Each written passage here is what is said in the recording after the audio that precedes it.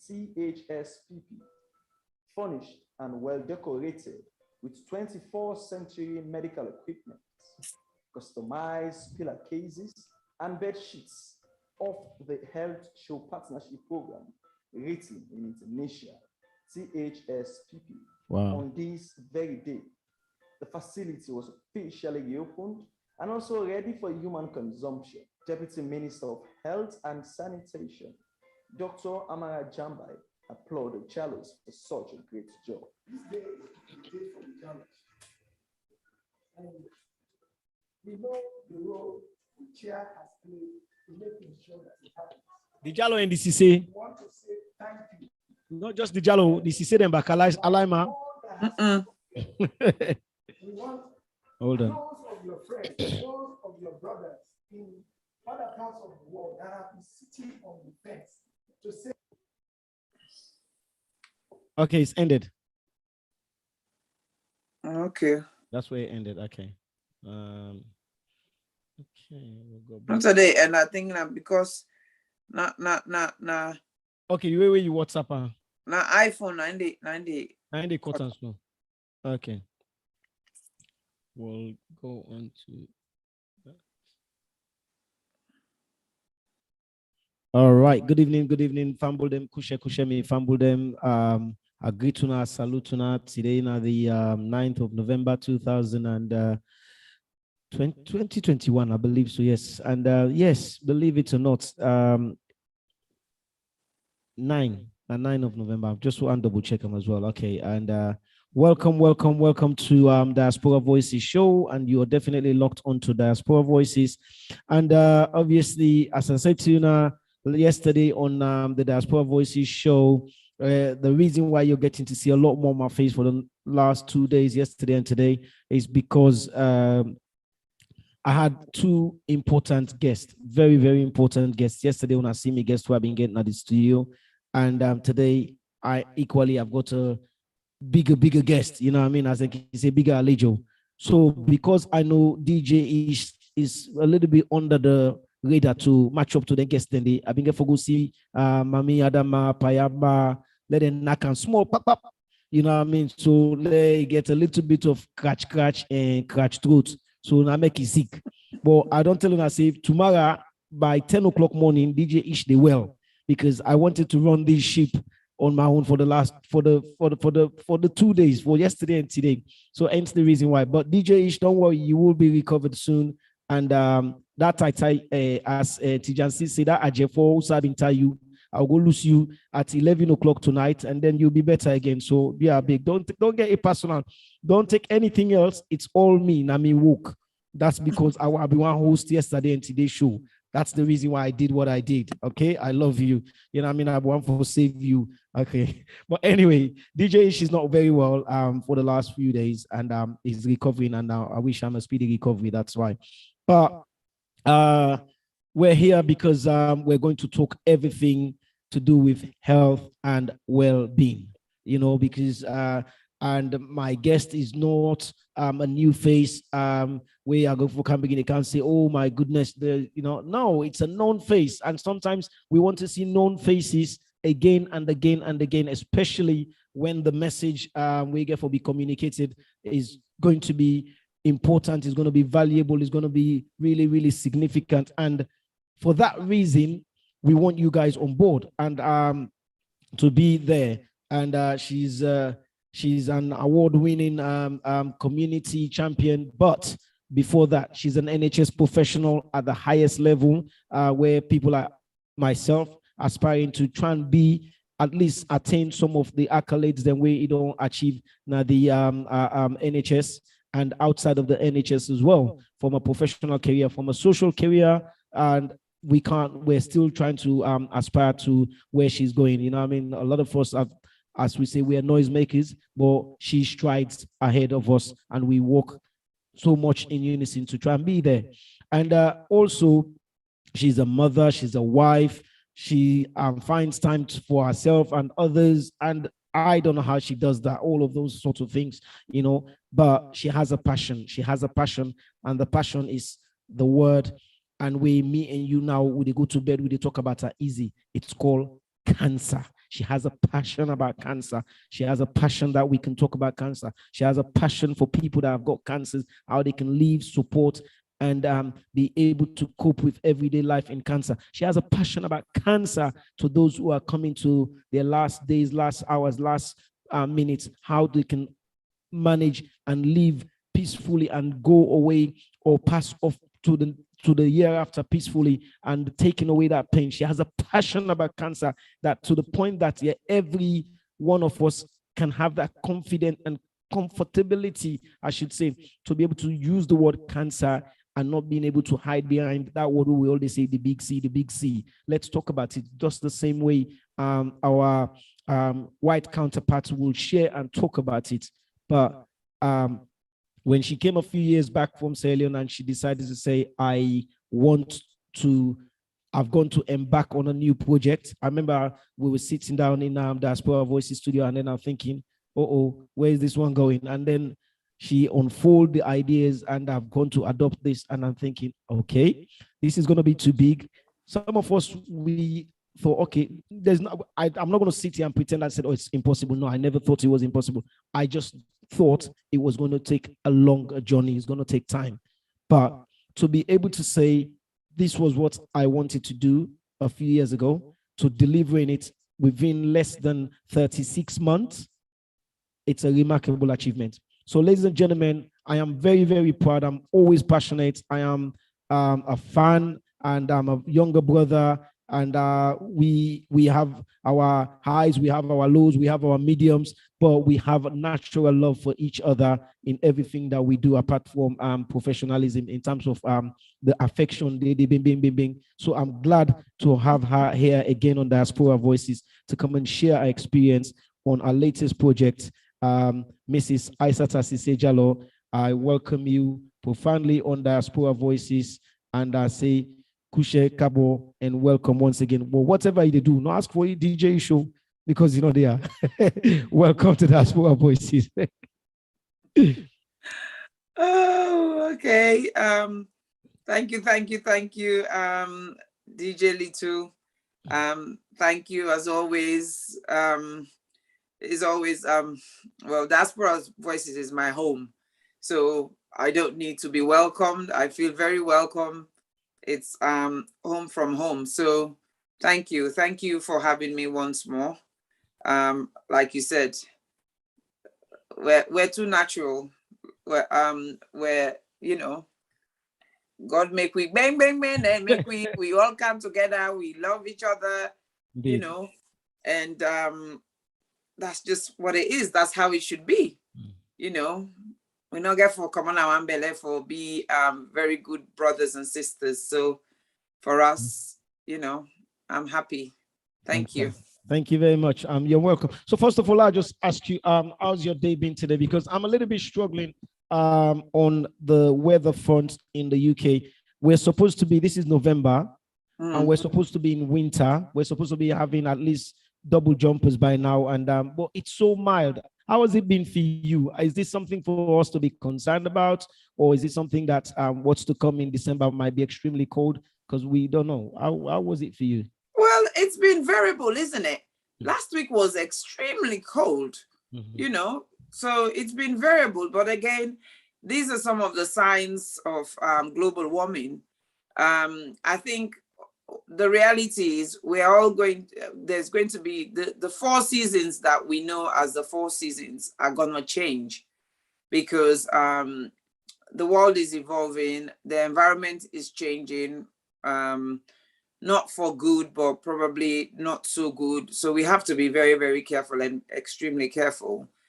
If we're not careful, summer is going to become winter, and winter is going to become summer, and spring will become the rainy season, and so on and so forth. So we just have to be, we have to play our own parts in whatever is happening. And I remember when I was in my 6th form, going back many, many years ago, one of the projects we did was to do with global warming. And at that time, it felt like 20 or so years was far, far, far away. And to be honest, I was in my class, and when the teacher was talking about the environment, we were all looking at him as if he was talking rubbish. Yeah. But everything he said, I recall, is what's happening now. So we just have to be exceptionally careful and do our own part as individuals, really. Things like take recycling seriously and do what you can. Indeed, I agree to that. And because obviously we are parents, and it's for the generations to come. And indeed, and let's just do that little part. But also, obviously, the last few days has been a little bit traumatic for every one of us as Sierra Leoneans. And I'm sure I would just want to ask you the question: where were you on Friday evening when your phone started beeping and you're thinking, okay, it's just another viral video, but then you started seeing the same sort of messages start infiltrating through your phones? Where were you that Friday night? And what happened? How did you react? Well, I was actually at a wedding when I saw the message started coming through. And initially I thought, is this something old? You know, because as you know, with social media, there's so much propaganda going on, so much fake news, that sometimes it's difficult to actually realize what's happening now and what happened 10 years ago that people decide to reshare. So, but eventually, I then literally saw a message from my work colleagues. It's actually my work colleagues that confirmed it, because they were like, we hope all your loved ones are okay. We just saw the news about Sierra Leone. I'm like, what? Sierra Leone? So straight away, I went on to BBC News on my app, and then I started seeing it filtering through and everything. And so it was quite shocking. It was quite sad. And it kind of like spoiled my mood a little bit. Yeah. I think I was there with you, and then you had to leave early, but you didn't say much because obviously we were the DJs, and at that time we were disconnected from we're not with our phone, so to speak. And but you had to like just say, look, you're leaving early, but you didn't say much to myself or Ish or the members of the team that I was with. What were you just trying to feel? Let's just leave DJ Little and his team to just get on with things, or you didn't want to try to. You don't know whether other members of the Sierra Leone committee would have found out, and you thought, you know what, let me just remove myself quietly and go home and try and find out a little bit more. Yeah, I mean, that's exactly. Also, you guys were doing a job. And as we always say, you have to maintain professionalism at a higher level. You were doing a job. It was somebody's wedding. And, you know, you needed to complete that job. And so for me, I didn't think there was any reason for me to then start making noise about it there and then, but just to remove myself, you know, quietly and just come home.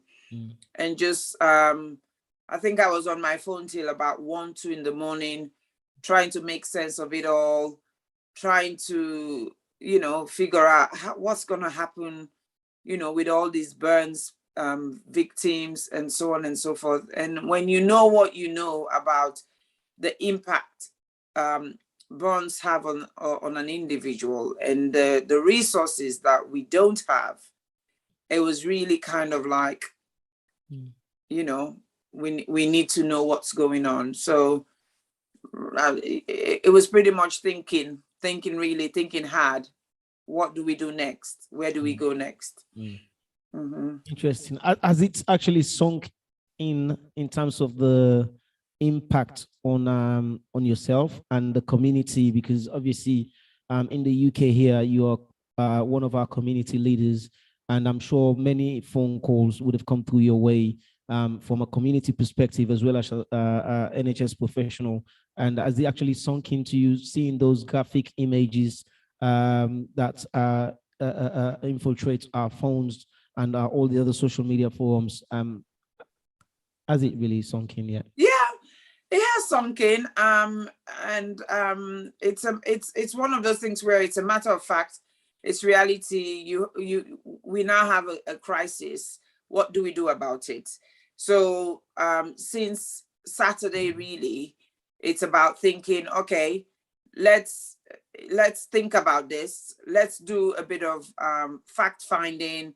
Let's not just, because I think as we have these disaster after disaster that we've all been involved in one way or another, one of the things I've learned is not to just have that knee-jerk reaction and just start fundraising or just start putting things in and so on and so forth.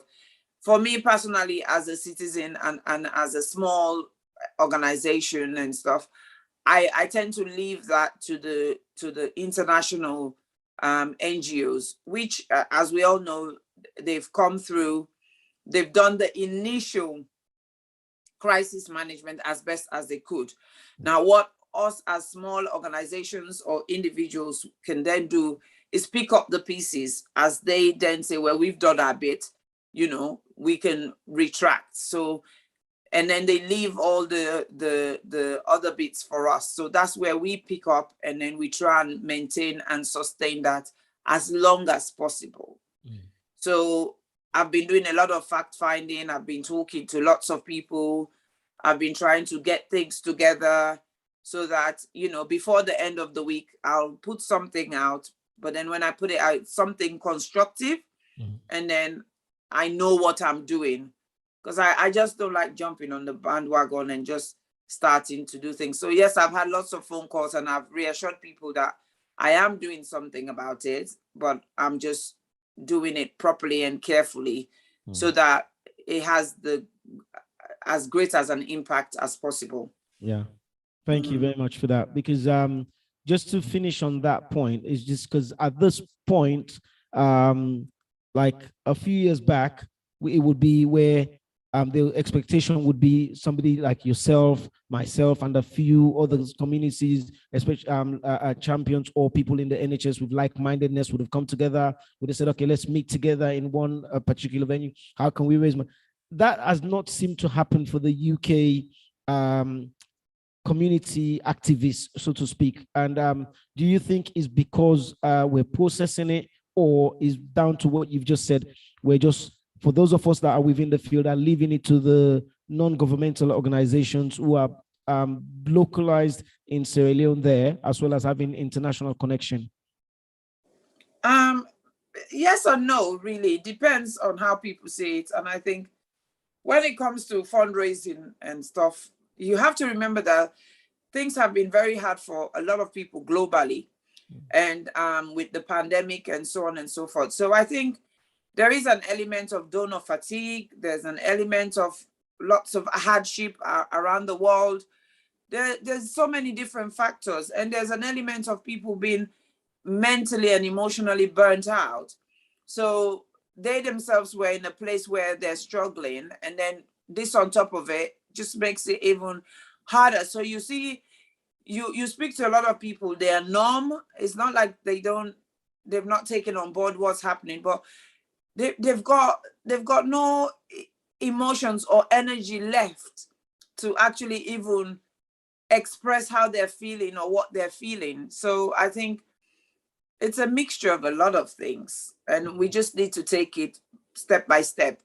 I mean, when it comes to the type of victims we're dealing with this situation, as we can already see, they've started dying. The ones with third-degree burns and 100% burns, they will, to some extent, not survive. Probably 1 to 2% will survive. And one is because of the seriousness of the burns, but two is because we just don't have the resources. Even in the Western world, where the resources are available, burns is not... Those victims will die. Yeah, it's not a child's play, you know. You're not just treating someone externally, you're also treating them internally, and trying to balance the two, and all of that is very, very important and very, very critical. What people sometimes don't realize, our skin, it's the role our skin plays, and our skin being the largest organ. People don't realize that, and the impact it has when it's that organ is displaced or removed. And we don't realize how much it's a protector to us. So a lot is gonna happen, a lot will happen for those victims, those who will survive for the next 3 months, those who survive for the next 6 months, 9 months, 12 months and onwards. A lot is going to be needed. lots of multidisciplinary team approach. You're going to need nutritionists, you're going to need surgeons, because as we all know, the skin has some elasticity kind of element to it. And once that's removed, those people that are going to heal, some of them are going to need surgery to loosen the scar tissues and so on and so forth, so that they don't become restricted or suffer from contractures and so on. So it's quite complex. It's really, really quite complex. It's a really complex situation. And this is not where people have been exposed to, just as you said, third or partial burns. This is from head to toe burns, and absolutely. Some people are fractured. They're so burnt that they've fractured the bone and all of that. So it's really. So what hope for those who survived the initial fire? What hope? Because with everything that you've just said, it's really, really daunting on me now, and obviously it's not my area of remit, so I don't have that much knowledge on it. But what hope would there be for those who have survived the initial tragic phase one, so to speak, and then now having to deal with extended, excruciating pain? What hope is there, Isatta, for these people? Well, like you said, we're all not specialists. I'm not an expert in burns, and it's just the little I've learned, but also I think academically, I think over the years, when you're studying within science, and when you're studying within nursing field and everything, if you take your biology and your physiology very seriously, you learn a lot, and you learn about your anatomy and so on. So you learn a lot, and you kind of have you have an insight into what happens when a certain organ goes wrong or when it's affected and so on and so forth. I think there is elements of hope for these people, because I think there's a lot of resources that's been invested to try and manage them and see how best they can support them. The medical, the healthcare professionals in Sierra Leone on the ground, they're doing exceptionally well. They're doing a fantastic job. The doctors, they've really not stopped. The nurses, they've not stopped. I'm part of different healthcare groups in Sierra Leone. The palliative care team, when all of this happened, the first thing we started thinking about is, pain management. How are we gonna, so the little, morphine that we had, that they've already offered that to ensure that people are kept comfortable, that they're palliated. Because just think of when sometimes you burn yourself with hot water, or or with the iron, just tiny burns, how sometimes it takes hours of discomfort. Imagine if it's third degree burn, where most times with those burns, you don't even kill your epidermis, let alone now you start going into the 3 layers of the skin, and then completely gone. It's horrible. It's horrifying. It is.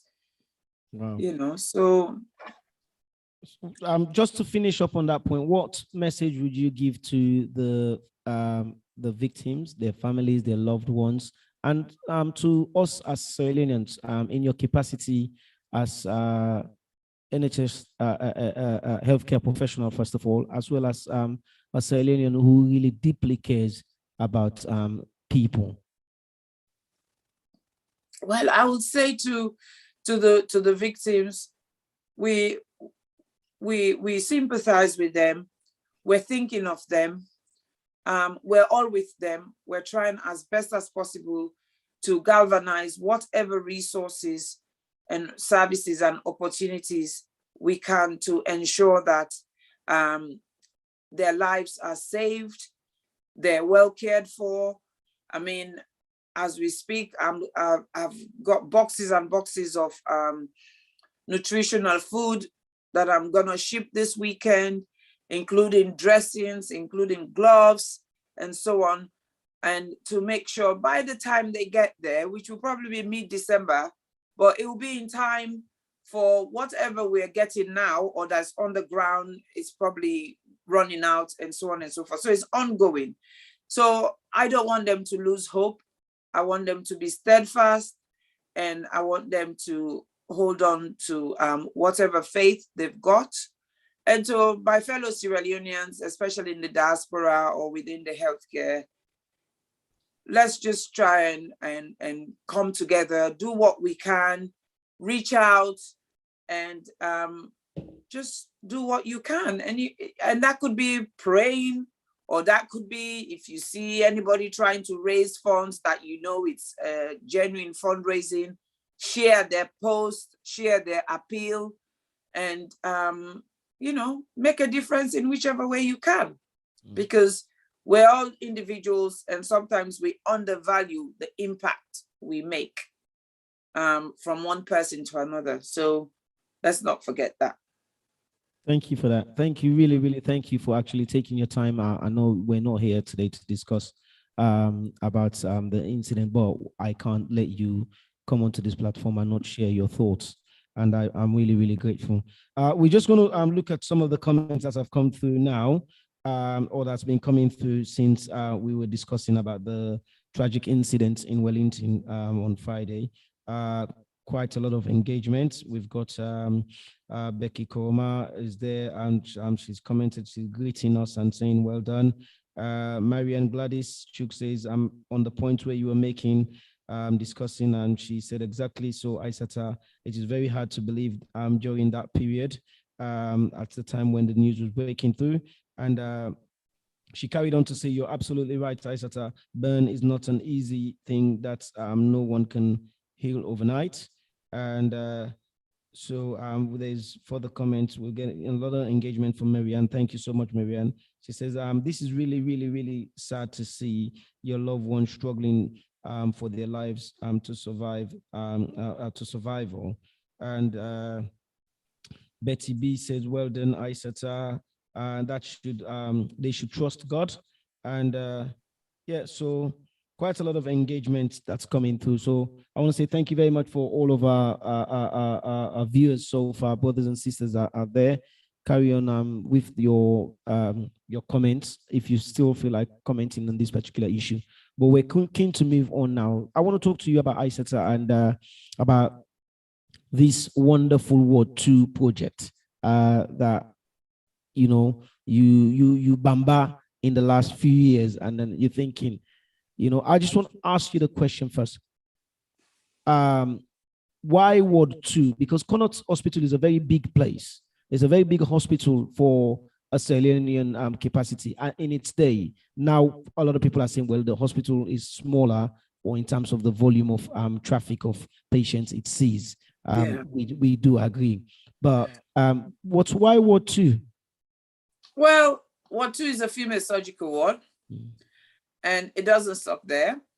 I actually found out that it's the ward that cares for cancer patients who either need surgery or who need chemotherapy or who need palliative care.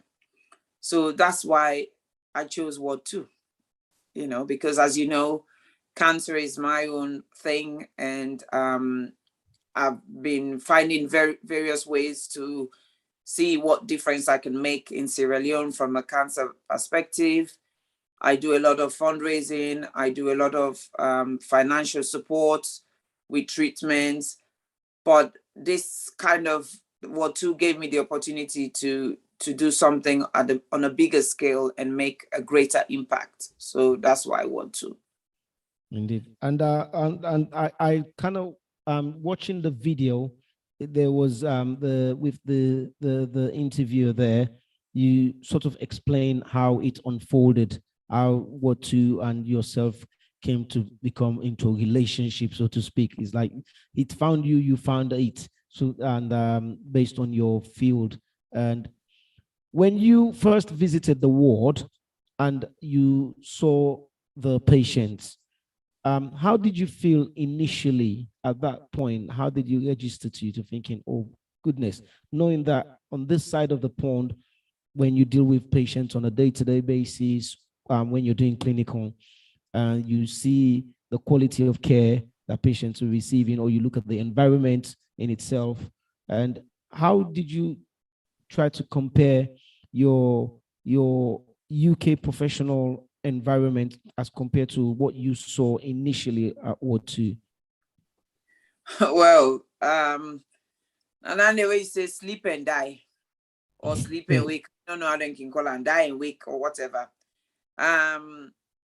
It was really, really not a good environment. It was really a sad and dying environment. On so many levels, you know, be it dignity wise, be it respect wise, be it infection control wise, be it everything. You know, it was just really not a good place to be at that time. And I really felt sick. I was like, what? This is not possible. This is unimaginable. So yeah, I was really quite taken aback. Wow, interesting. And when the conversation was heard, and based on the interview that we saw there, and the viewers may have seen, and when it says, well, it was offered to you with open arms, say, well, look, you can do something about it. Help us to fix it. Put your stamp on it. Whatever way you want to change it, Auntie Isatta. And at what time did you say, okay, yes, I'm going to do this, or let me return back to the UK, discuss with my husband and the family or my team at the Health Show Partnership Program? Was it an instantaneous decision, or was it something that you had to go and say, I'll come back to you guys? It was an instantaneous decision. I thought, I saw it, and then the idea was, you know, dropped into my ear by Dr. Small, by the way. And I was like, I'm running with this. And then the next thing was looking for who to speak to. And I didn't wait till I come back. I literally think that day in the evening when I spoke to my husband just to tell him how my day was, that's the first thing I said to him. I said, guess what? I've got us into some big trouble. And he says, what? I said, I'm going to adopt Ward 2. And he's like, adopt? What does that mean? I'm like, I know. I didn't know either. So I explained it to him and he's like, okay, you know, but my husband is like that. Whatever I come and say to him, as long as he knows it makes me happy, he supports it. You know, even though sometimes I say, you don't have to say yes all the time. Say no. Okay. That way I can not do some of the things I'm doing. And he's like, but you enjoy doing it. So why should I say no? You know? And he was like that. Yeah. And then you had it in your head, like you mapped the process. Did you have a timeline to say realistically, I would like to deliver this in 5 years, in 10 years? Upon leaving Sierra Leone, or it was when you came back to the UK and then discuss it more at length, and with your husband, maybe with the children as well, and then with your Health Show Partnership team and all the affiliates, you say, okay, let's do this within 10 years or 5 years, or let's do this in 6 weeks? Well, my goal was to do it in October 2020. And again, it's because it's Breast Cancer Awareness Month. But of course, we know the whole of last year was a pandemic year, and nothing really happened. Everything was stopped. But the only blessing and good thing in our insight was, we had the Big C annual conference, and we were still able to tell people about from 2020, we were able to tell people about Ward 2 and tell a story. And so I'd already set the scene. So even though we went into lockdown, we were slowly and gradually still fundraising, and on top of other things that were going on top of the big project we were doing, which all of us were involved in feeding 150 households for 19 weeks. So all of that was going on simultaneously. So of course, we had to move the goalpost in terms of when we were going to put this project into action.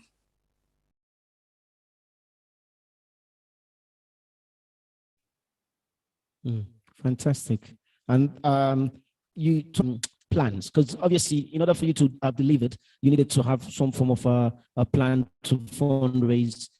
And even if you were going to initially embark on saying, okay, I will be leading on my own, dipping into my own pocket, on my own kitty, but there has to be a mechanism to fundraise. How did you start to strategize your fundraising plans, and what did you try to do to raise those funds? Well, I talked to a lot of people, including yourself and all the people that are very close to me. I've got my inner circle of people. Because with everything you're doing, if the people who are around you, if you're able to sell the idea to them and they buy it, then they're able to support you, so that you could then reach out to the more distant people. So I have lots of people who buy my ideas, whatever I'm doing. I have, for example, the twins, Fatmata Amoy and Mabinti Conte.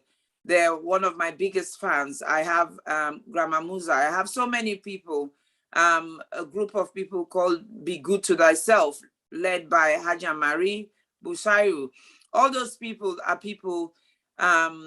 considered my inner circle. So when I have any ideas, I sell it to them first. And when I do, then once they buy it, then I know, well, then the general public is going to buy it. So of course, after consulting all of you, Sierra Gem, Diaspora Voices, Countdown, and other friends and colleagues, we decided, okay, let's just do fundraising, random fundraisings. And so we started. We used different platforms, we used different methods, and then we just built on it as we went along. And the constant appeal and reminder that this is happening, this is what we want to do. A lot of people bought into it. So a lot of people were doing direct debit payments. They committed to it. Some committed since 2020. And so there was a lot. A lot went into it.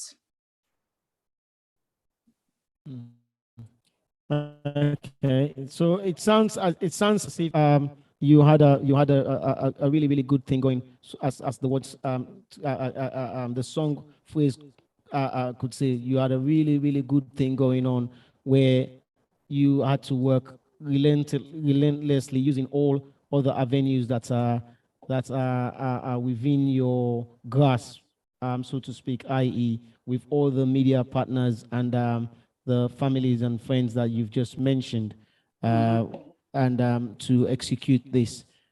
At what point did you thinking, I think I may be having challenges, I want to be able to, maybe I'm not going to be able to meet my target? Did you say, I want 10 grand, I want 20 grand, I'm not going to be able to meet my target? What point? I think at different points, because when we started, we were looking at about 10, 15 grand. Then my husband went to Freetown this May, and he came back and he's like, no, we're going to need more than that. And I said, why? He said, well, you're not just going to do a simple facelift. I'm not going to allow you to just go, because that's all I was thinking. I just wanted to go, maybe, do thorough cleaning and do some painting and so on and so forth. It's like, no, you're going to have to do a proper job. I'm like, okay. And so then, the budget starts moving up and up and up. And then, of course, then we were lucky to have brand new beds donated by NHS. And so I think that is what really pushed the goalpost. And we're like, well, if we're going to put new electric beds, 21st century beds in this ward, we might as well strip it all and do it properly. So, of course, the budget just kept moving, to be honest with you. But at that point, because I will not lie, I was very worried, always anxious about, are we going to be able to achieve this and everything? And my husband is like, listen, you've committed to it. You've put you've said you're going to do it. If it means we have to dip into our own savings, that's what we're gonna do, and that's what we did. So, you know, but we had to bring it to fruition, and there was no compromise about that. Let's talk about the decision of having to switch your initial plan from washing and scrubbing to holistic change of the ward and the role at which your husband play. What's his background, so to speak? Has he got a background in building? No. Enlighten the viewers out there. No, my husband works in investment banking, and so building construction is just a hobby of his. He enjoys doing it, and decorating and stuff. We never really pay anyone to decorate our home. He usually does it. We've paid someone once, and it was just me being fussy, and I regret it because he does a better job. And so now I'm trying to hopefully butter him up. Maybe before the end of the year, he would give my home another facelift. Yeah, but he just enjoys it. We all have hobbies, and that's his hobby. That's his downtime. But then he takes it seriously, and he's very passionate about it. So that's how he got involved. Because initially, to be honest, we were going to give it to a contractor, and then they'll do it. And then he just came back to me and said, listen, can you please allow me to be your project manager?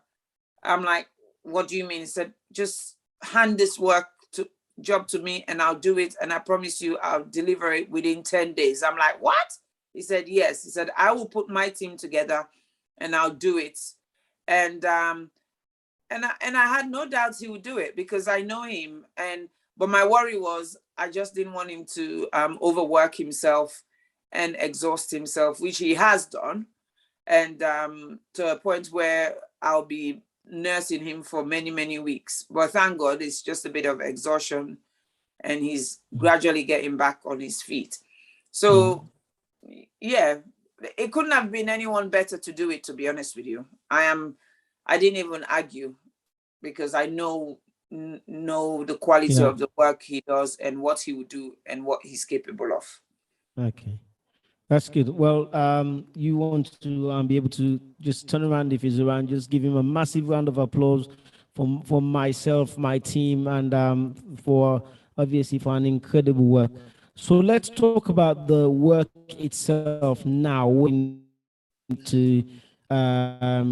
Before going in there, how did you make a decision to? Because you know about what we say decanting a ward. So you need to decant a ward. Now you're talking about Sierra Leone, where, as we know, the resources where do you move patients? Where do you mobilize patients?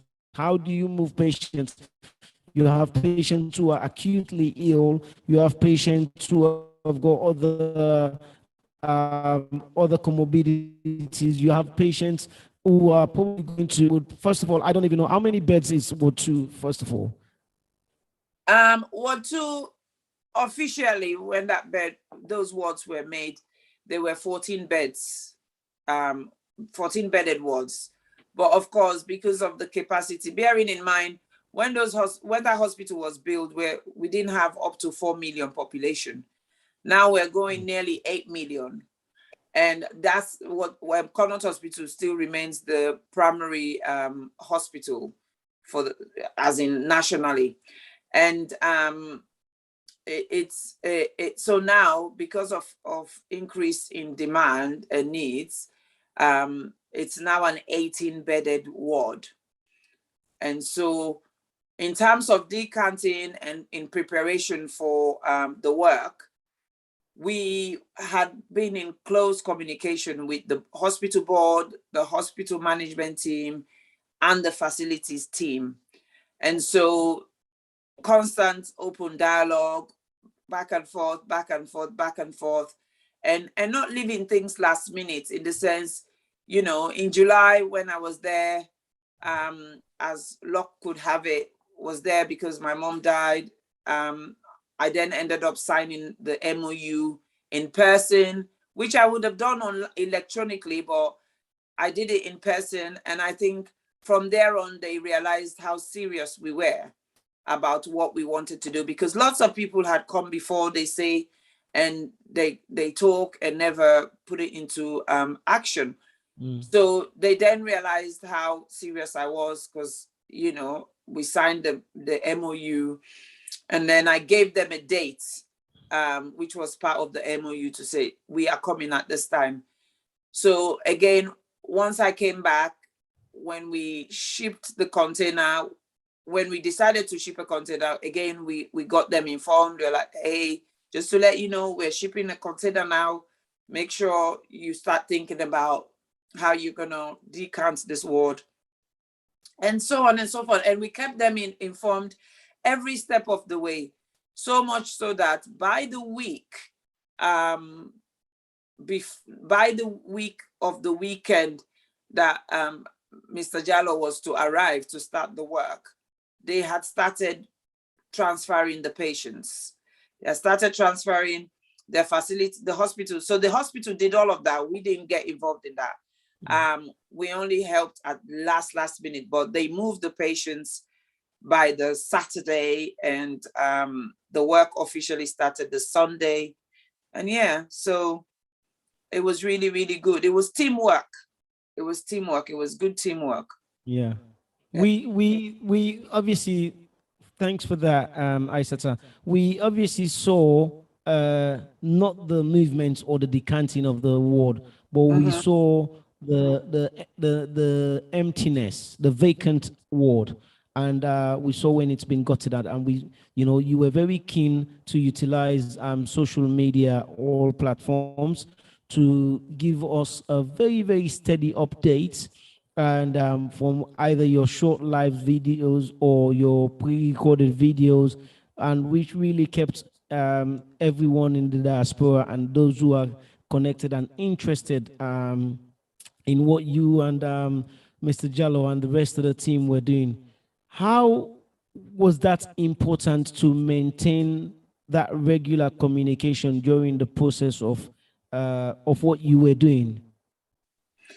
It was very important. Communication is key, because if you don't communicate with one another, you won't really know what next step to take and how to take it. So communication was absolutely important and very, very relevant. Fantastic. And at the point of when you were working within, or when the work was going on, so to speak, you gave yourself, I'm sure you had a deadline. Where did you think you may be coming up stuck and getting the ward ready in time, so that you can have your official opening and then returning patients back into the ward? Well, we had few surprises. I mean, like I said,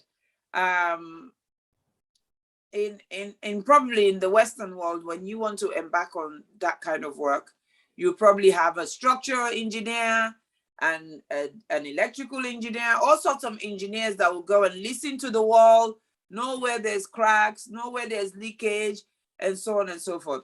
Well, most of those facilities are not available in Sierra Leone. So, however, we had a fantastic contractor with great team of people together that he put together, the tilers, everything.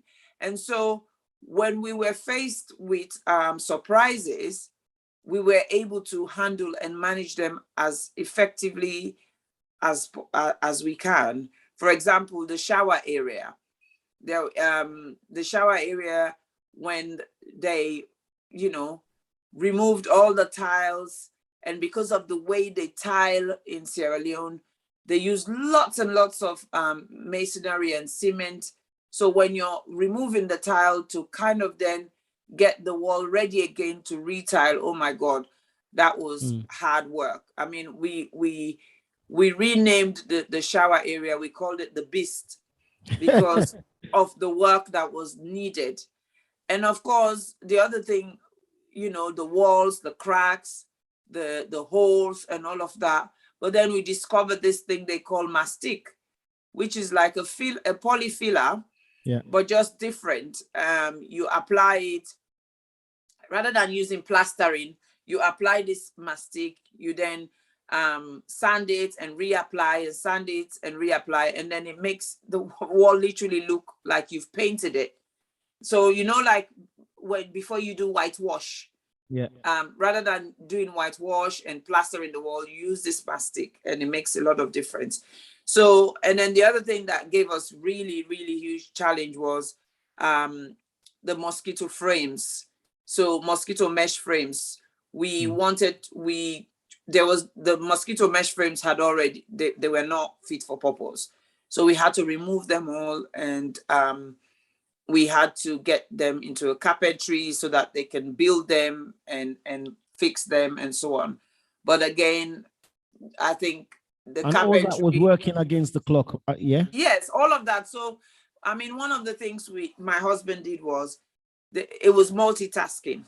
There was a lot of multitasking going on. So it was every day there was up to 30 workers in that ward. You had the masonries, you had the painters, you had the welders, you had the tilers, you had the laborers, So, and then of course the carpentry was done off-site. So there was a lot going on at the same time. When you watch those programs here, I don't know how you call them. When they go in and 60 minutes makeover. Yes. That's exactly what we did. Yeah. But we did ours in 10 days. Yeah.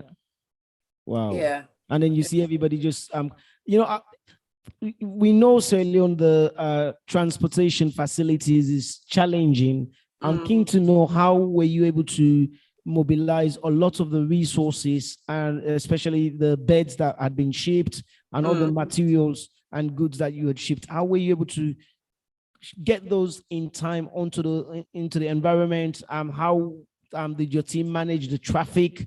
Did you have special escorts to say wow this now what two property they come? Like, was there any sort of profile like that?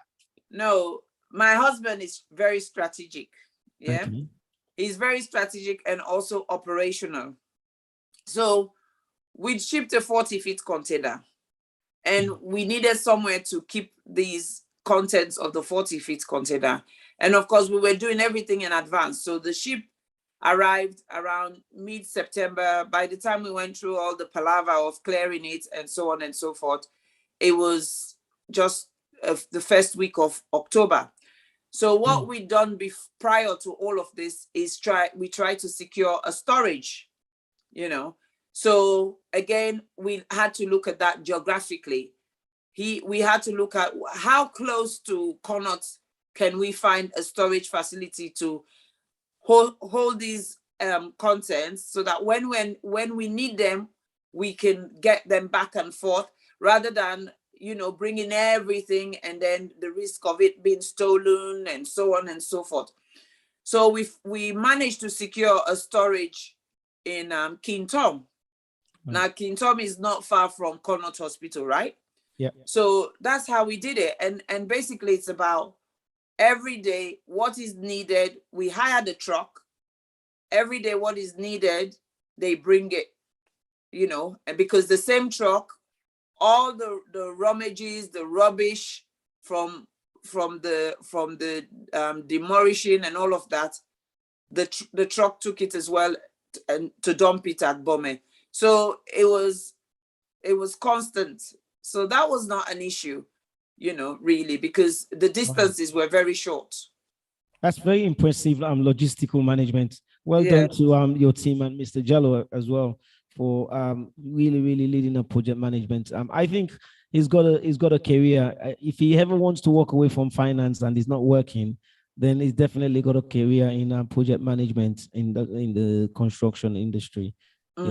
So let's talk now about services. So now we have first of all, before we move into services, is there anything within the setting up as well, or the development that I may have missed out? Feel free to talk about it before we move into the actual services. No, the other thing that we one thing that is new as part of Ward 2 that wasn't there before is a side room that we turned into a chemo unit, you know, which will provide. I know that's been your passion. You've always talked about that on your many programs. You know, and I had an organization who donated specifically for that chemo unit. So and that was the first donation we had, the first lump sum donation. Oh wow! And so that was really Why Sleep, they're called, and they're based in the UK. And that was I think again that was one of the things that really motivated me. You know, having somebody believe in me and give me a lump sum to say, well, this is towards this is for the chemo unit. All we want is for our name to be there. And I'm like, well, I'll give that to you. And so they have a plaque on top of the on top of the door that clearly says this chemo unit was funded in memory of one of their members who died of breast cancer as well. So I mean, it takes a lot. It takes a lot. It takes a lot of planning, a lot of planning. It takes a lot of trust. It takes a lot of communication. It takes a lot of teamwork, and it takes a lot of sacrifice and organizational skills for it all to be done.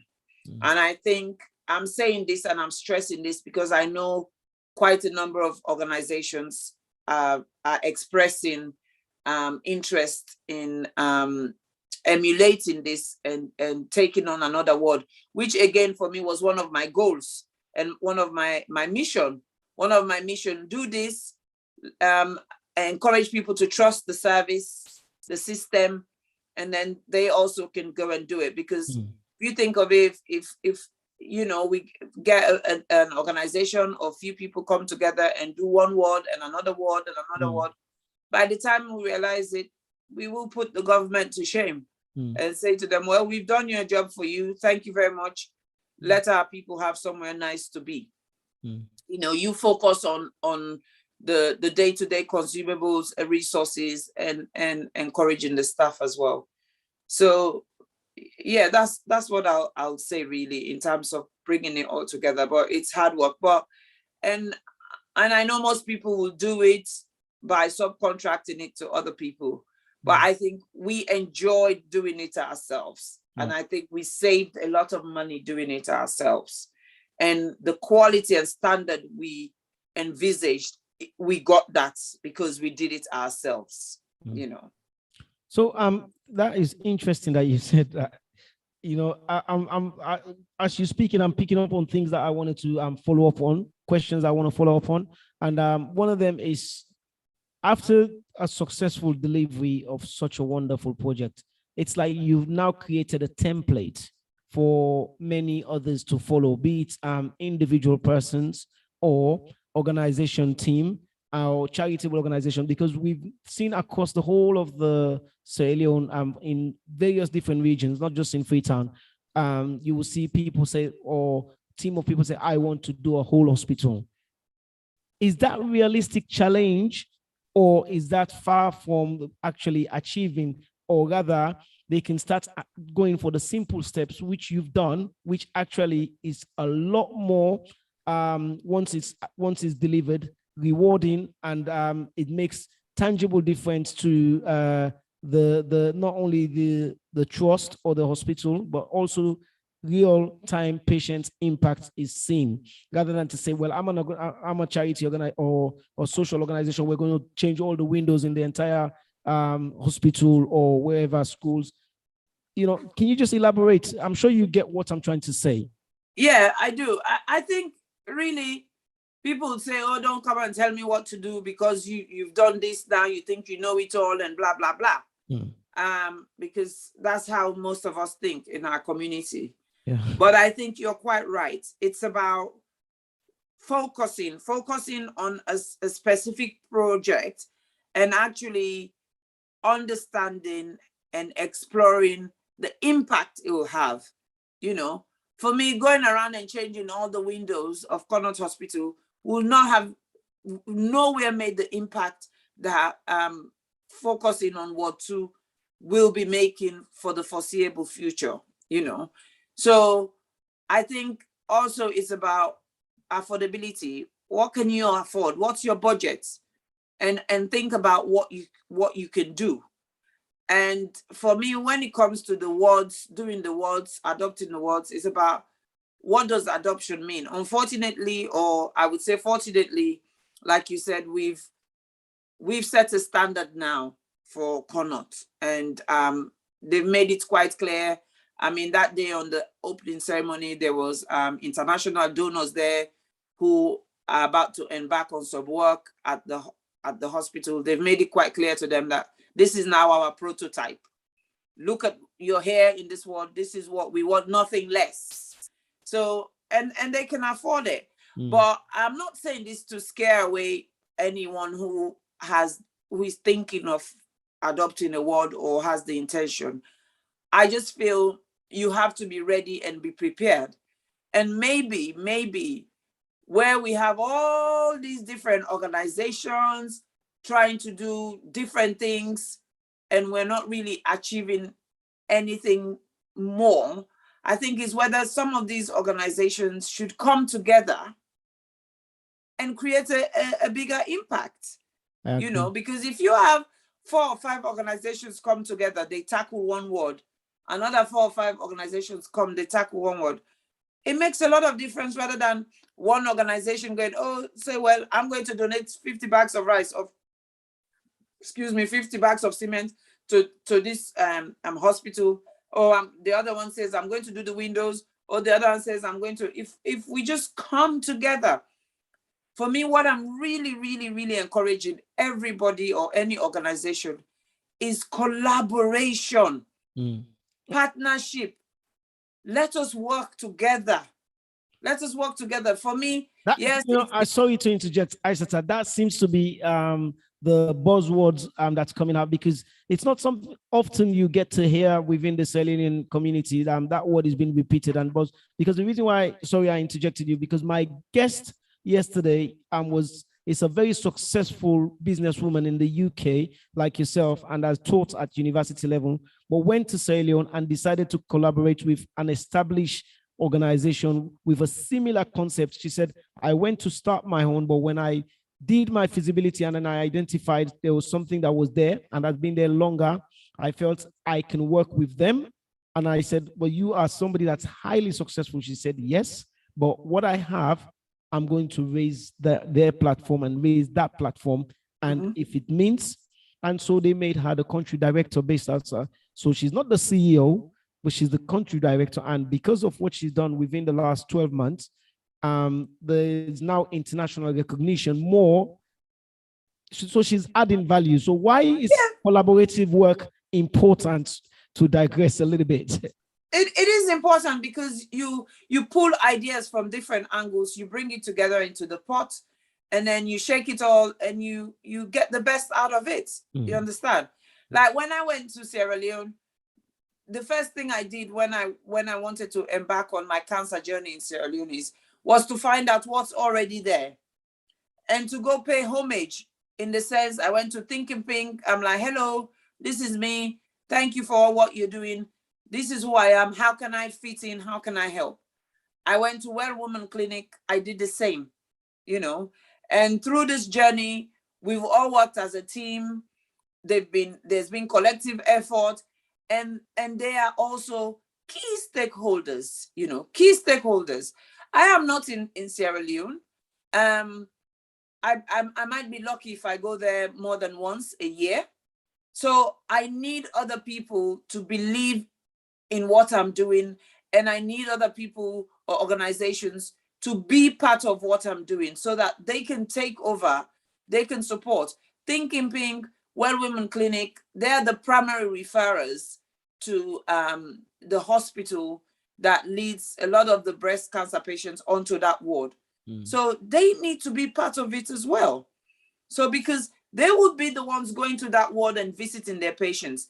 They will be the ones keeping the nurses on check to say, hey, why did I see a mess there today? Why is that curtain dirty? Why is that bedding like that?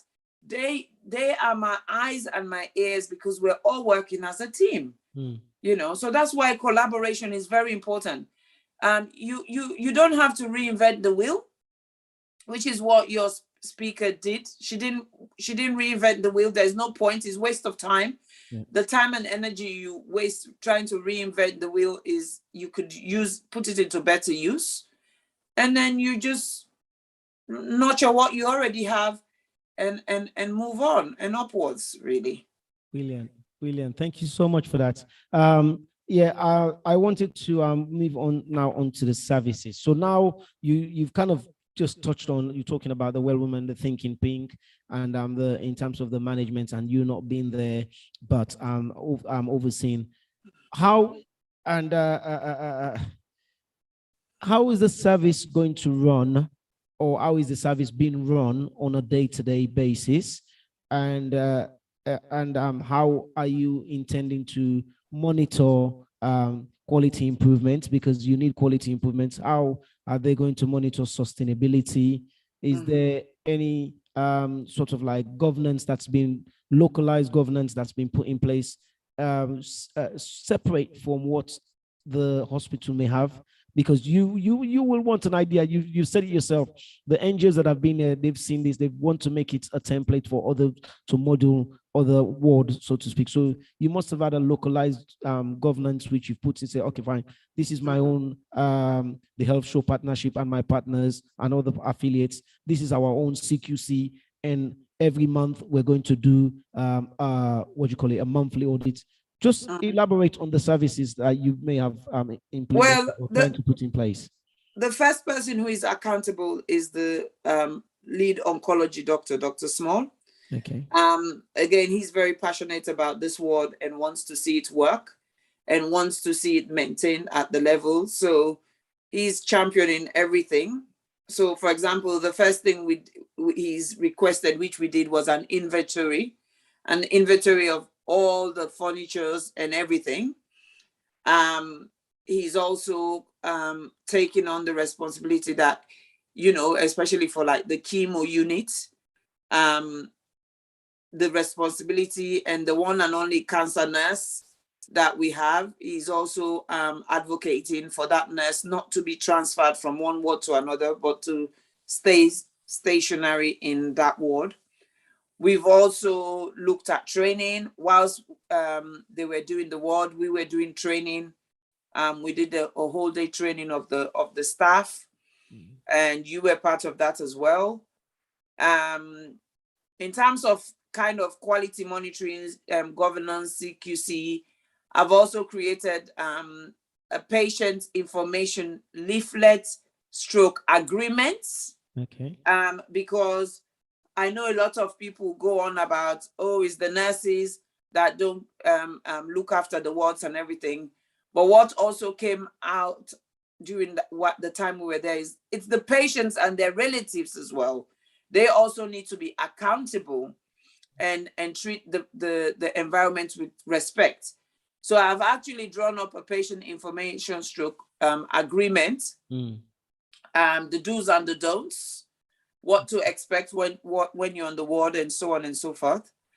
And then in terms of quality monitoring, well, every person who is donated or who've made an effort to be part of Ward 2, I consider friends of Ward 2. And so they have every right to go there and see what's happening. And that is something I have made noise about, and I've made it quite clear. And I am going to use that not just for the general overview of the ward, but I'm going to use that as an incentive for the nurses to develop them and to keep them interested and informed and willing to work within that setting. So there's a lot of work going on behind the scene. Of course, the recent Wellington fire disaster has kind of held us back a bit. But things like I'm going to open a WhatsApp group for all the staff of Ward 2. Okay. So, you know, we're constantly involved. We're constantly, you know, checks and balances. Things like the curtains. When I fundraise again, I'm going to get a second pair of curtains so that somebody will come externally, remove them, replace, go and wash them, and then replace them again. Even if it's, quarterly, 4 times a year, we wash and replace the curtains. That includes the window curtains and the round the bedside curtains, So we are going to be heavily involved. They know if a bulb goes off, fuses, facility should provide it. If the hospital facility is not providing it, there is a point of contact. They can contact that and that individual, and that individual will replace that bulb. We're not going to take away all the responsibility away from the hospital. We're going to encourage the hospital to continue in terms of maintenance and all of that. Mm-hmm. However, if it's not going as well as we would want it to be, we would also get involved, which is all part of the MOU. Yeah. The MOU, I've made it quite clear that I will manage and sustain the ward for 2 years. And then after 2 years, we go back to the drawing board and we review it, So I am, and again, that's one of the things that is different from what I've done, the approach I'm using compared to my predecessors who've gone and done wards. They've done it and they've walked away, and hoping that, the services, the management will take it on. Now, time and time again, that's not happened. So again, like I said, I did a lot of background work before embarking on this project and trying to establish what I should put in place, what are some of the things going forward, and so on and so forth. So it's very important for people to do that.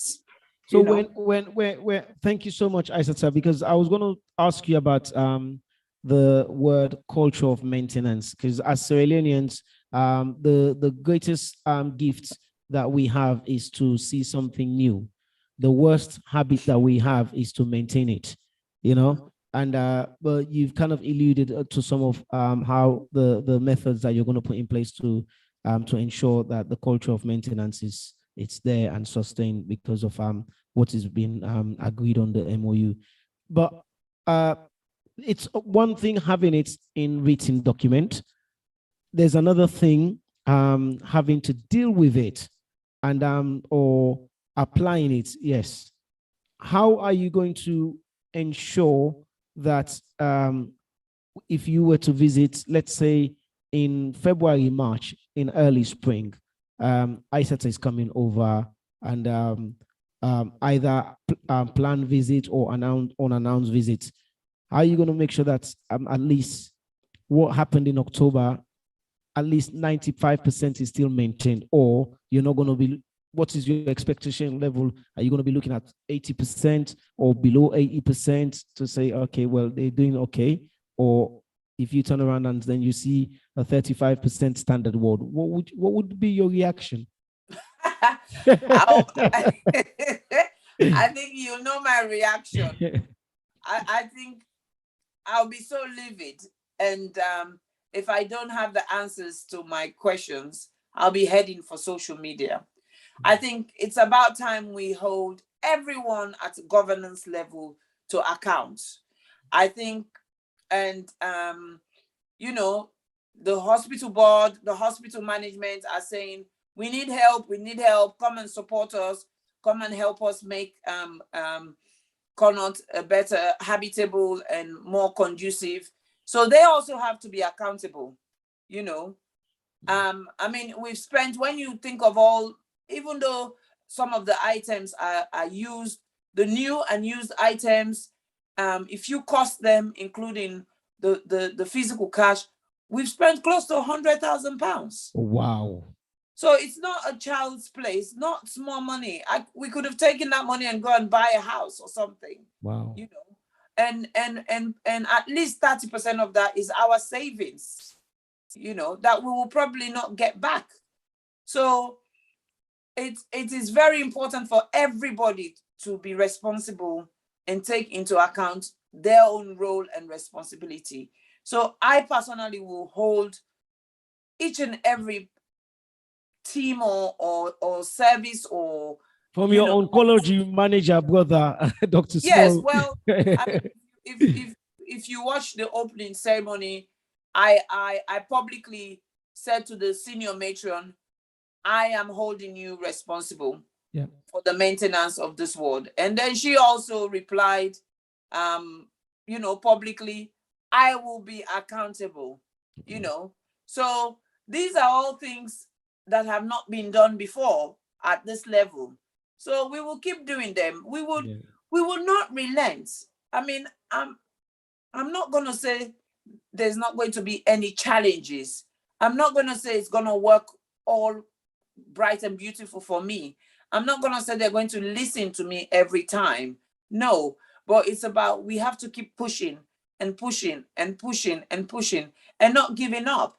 And one thing I want to encourage everyone or anyone is just to stay away from negativity, because I think as a country we're very negative. Sierra Leoneans, we focus on the bad things, rather than the positives.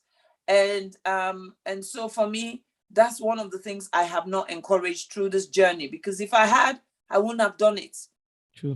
There was a lot of negativity. Oh, go waste your money, they waste your time, and so we have to keep pushing. We cannot relent, because at the end of the day, when things go wrong, we are the same people who feel bad about it. Indeed. We feel sad, it upsets us. Indeed. So like the song, one of my favorite songs by Master KG says, remember the road, remember the road that leads you home. Yes. And whether we like it or not, Sierra Leone is home. It is home. It is so we have to.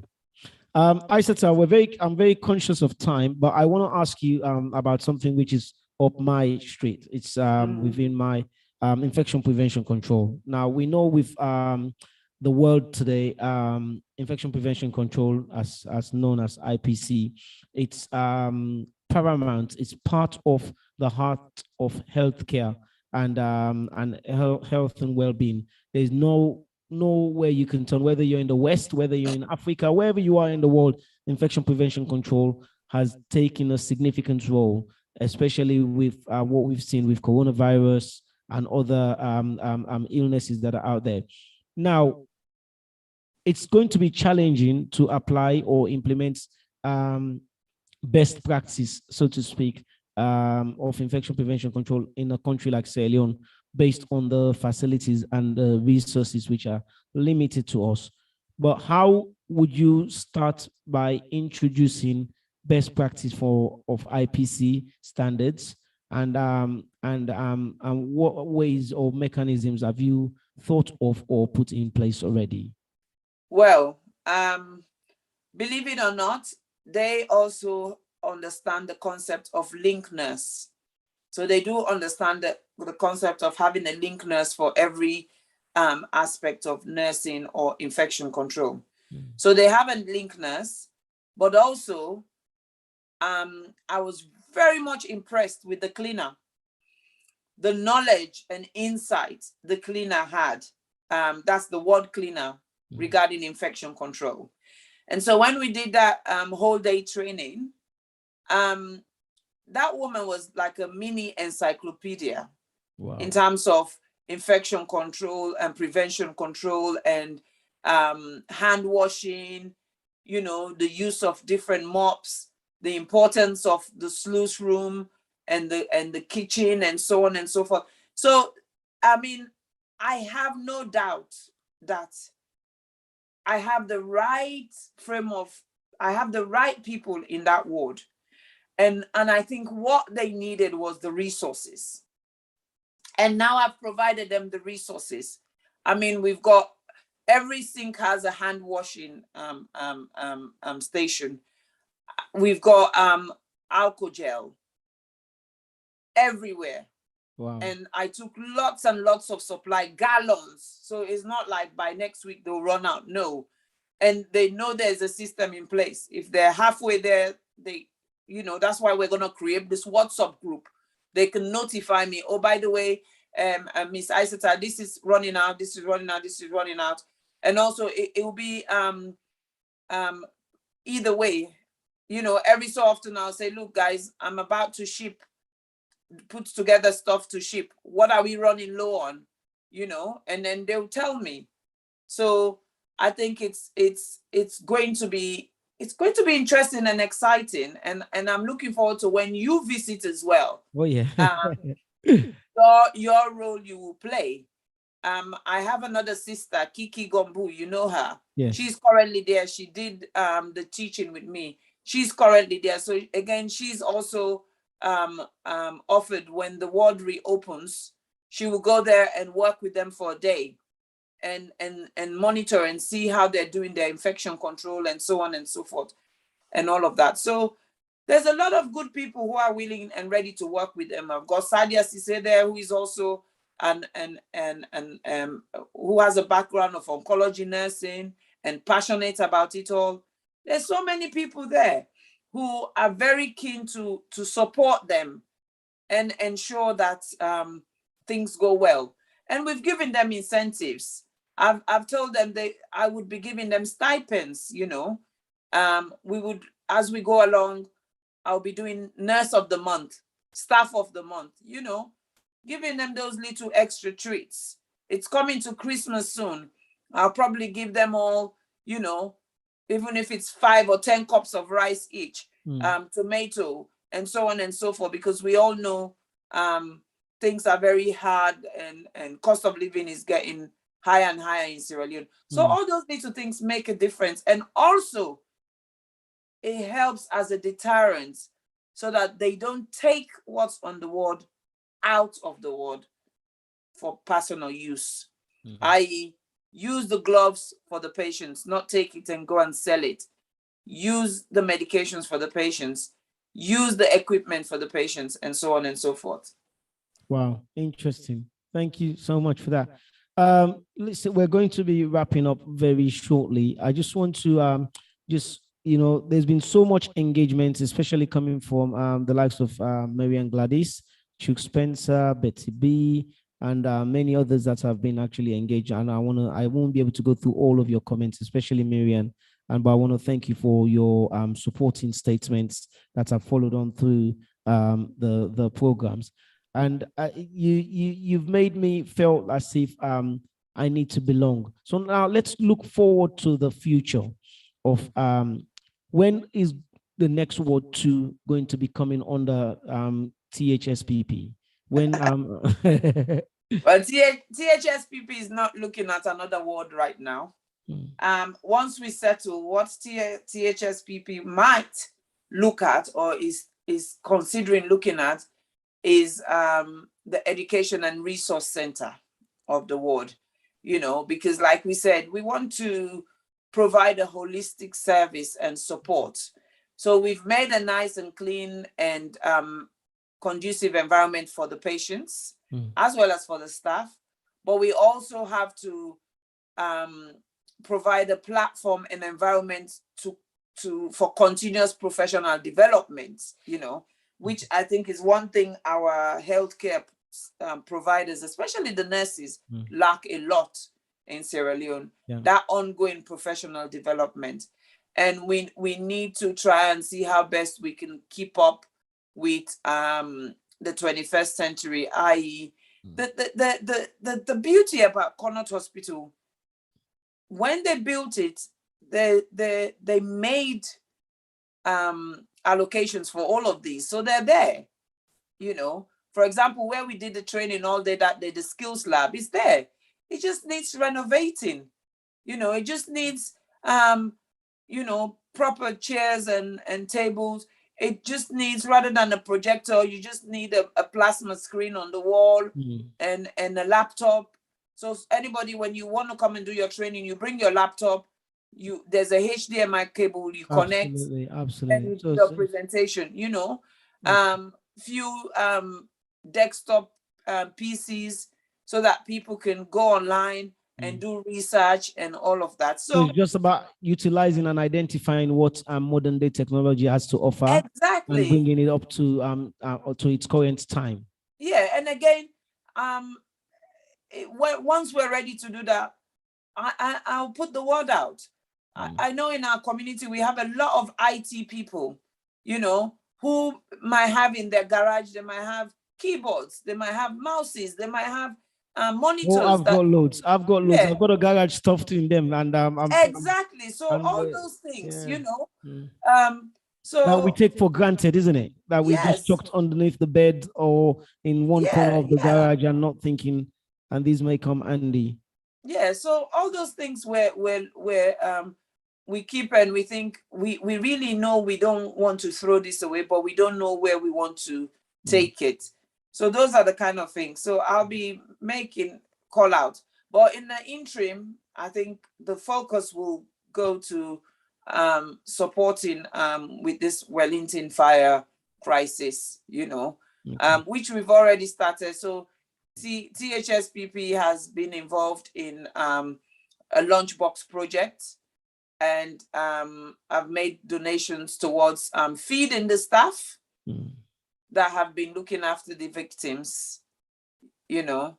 So now it's a matter of fundraising for the patients so that we can help with IV fluids, IV antibiotics, IV analgesics, dressings, nutritional support, and so on and so forth. So well, there's a you can always count on upon myself and then back on to give that support in terms of whatever resources, whether it's financial support or any other way that may be required, because we're all part of the health and well-being family and the THSPP project as well. So I really want to use this opportunity to personally extend a profound appreciation to Mr. Jalloh, first of all, and his work in leadership and management of the project, the team in Sierra Leone, and everybody else that was involved, whether it's those who cooked for the building team, the cleaners, everybody else that have been involved, the site managers, the patients that were moved away, the Connaught Hospital project team itself for allowing this to happen. But more so and more significantly for your family as well, I want to give them massive appreciation and thank you for allowing you, because that's time taken away from you and your family, quality time. But obviously everybody that know you very well, that you have two of the most remarkable children in the world, and I say it with most profound sincerity, that to allowing their mom to just fly as high without casting their own additional burdens, and so understanding you. So you need children like that. So I want to say thank you to them as well. And I really also want to thank you massively for being a game changer, a change maker in it's no longer in Sierra Leone, it's in the world. You understand? Because what you do, the precedent that you set, it's making that changes in the world, because there are Sierra Leonean people across the globe that are benefiting, because suddenly one of their loved one will have a possibility of extended life. You understand? Because of because if you are ill and you're in a best place environment, that can improve your lifespan, isn't it?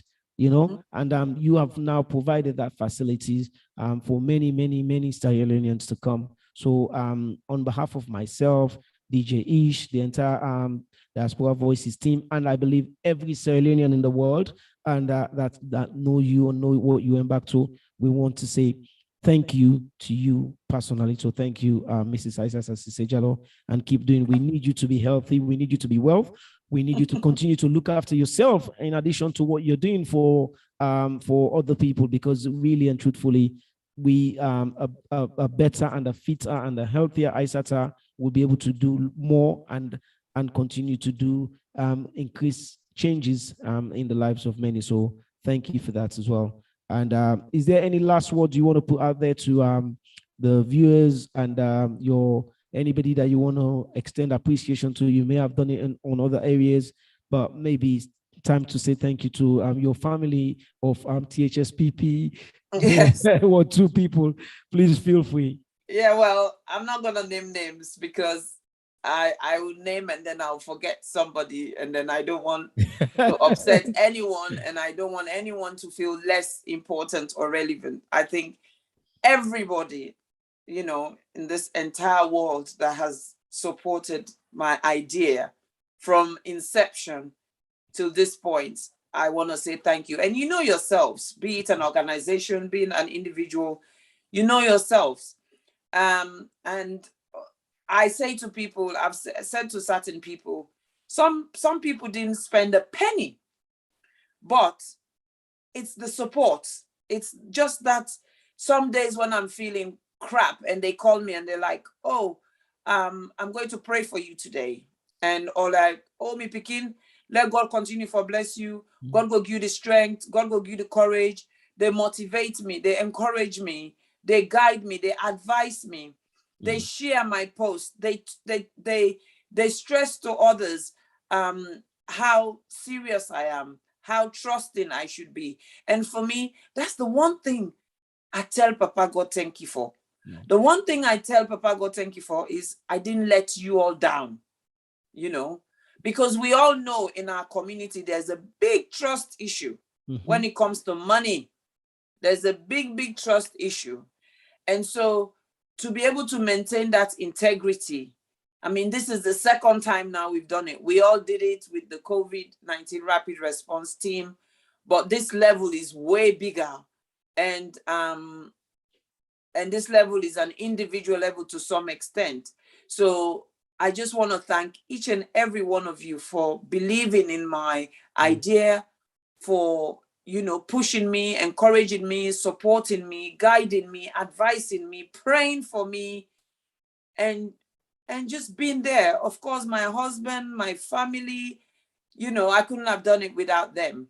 I couldn't have done it without any of you, you know. So I just want to say thank you to everybody. Let's keep doing what we're doing. We are all different. Everybody's an individual. All I can say to people in our community, if you come across somebody who is passionate about something and it's something you're also interested in and you believe in it, but they've got more passion than you, support them. There's nothing wrong in supporting them. And even if it's their name that is flying the flag, that doesn't mean you are not a hero yourself. You are a hero in your own little way, because them being a hero is because you've contributed and you've supported them. So everybody, this is not just my glory to take. It's everybody's glory. So let's learn to support one another. Let's stop doing the same thing over and over and over again. Oh, because DJ Little don't open Diaspora Voices, myself now they go open the health show platform and begin interview people I know. No, I come to DJ Little and I bring people there to interview them. I go to Sierra Gem Media. I bring people there to interview them because that's their passion. I'm not a tech geek. I don't know anything about it. I can't even do my own flyer. So why not go to the people who can do it? True. You know, so it's very important. That's the only message I have for my fellow Sierra Leoneans, that let's focus, let's work with one another, let's think collaboratively, let's think about partnership, let's always think it's a win-win situation, and let's focus on the positive. Let's try and change the mindset. And yes, anybody or everybody that wants, when you go, you want to go visit Watu, feel free to go and just visit. Pretend you're just there as a relative and stuff, and just see how the nurses behave. I've already forewarned them that lots of people will be coming to watch you. So hopefully they'll behave themselves. Mystery shoppers. Yeah, so obviously, yeah. You'll continue to spread the word. You've embarked on a mission to do as many platforms, interviews on other various social media channel, and then tomorrow you're going to be at the Melvin Metziger show, and you're planning to utilize. So how far are you prepared to spread the message about Watu and any other projects that you're embarking on? How determined, because I know you are, but I just want to hear it. Maybe some of the viewers are maybe watching this program for the first time. How determined are you? As far and wide as I can, because I think the more people see and hear the more confidence they gain, and the more they believe in the system, the more they believe in the process. We can't change overnight, but little drops of water makes an ocean.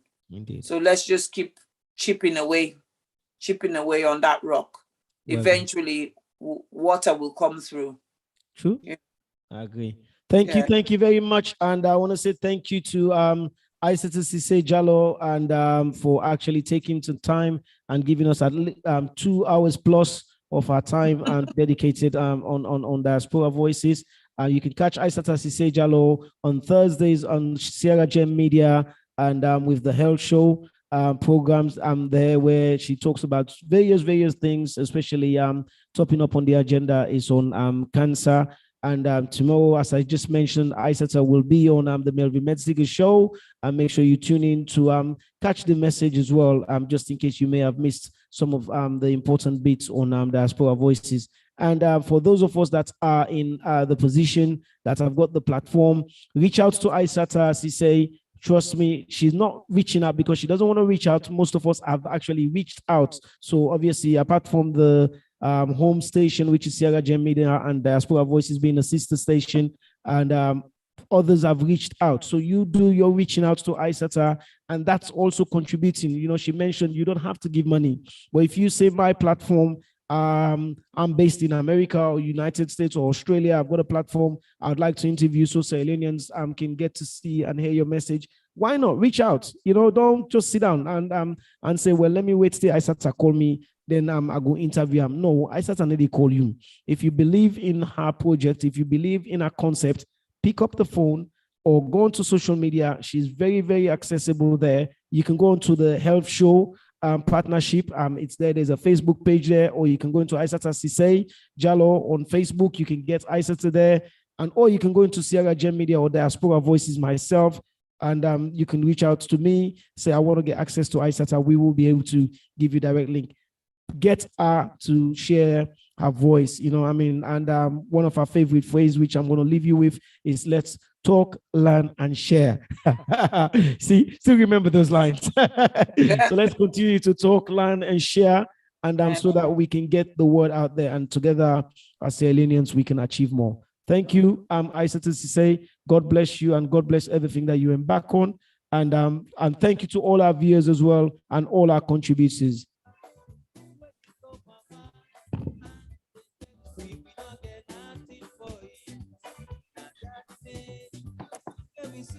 Hold on. Thank you, Mama. Excellent. Well done. Ishmael was saying, I cannot be there because we're not going to stop for talk. Would I like to make the question a short? So what do they do now? Who's there now? Build the story up, man. Yeah, do open questions. Open questions, you know what I mean? A lot of closed questions. Like, what is your name? How many people in the world? Oh, my boy. Have you found your noodles? This one they can't text me about outside the Indomie. I'll go ask you, Mama, outside the Indomie.